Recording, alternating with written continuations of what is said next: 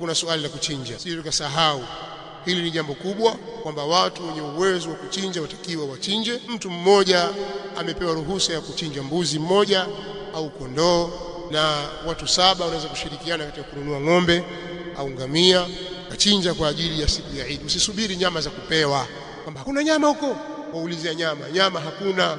Chinja ni ibada. Kama huna uwezo ni masala mengine, chinja, usisubiri kupewa. Kama ukuweza siku ile ya Eid, chinja siku inayofuata, pia ni siku ya kuchinja, na siku ya 3 yake pia ni siku ya kuchinja, na siku ya 4 yake, yani siku ya Eid na siku 3 baadaye. Siku zote hizi ni siku za kuchinja. Kwa hiyo jitahidi, kama una uwezo na Allah amekukunjulia kidogo, wapata hicho kijilaki na nusu, laki na 20 cha kununua kondoo au mbuzi, nunua uchinje.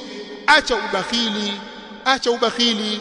Na kama huna, muombe Allah katika fadhila zake. Siku za kuomba ndio hizi. Omba kwa Allah subhanahu wa ta'ala akupe, akufungulie katika fadhila zake, lakini ni ibada adhima.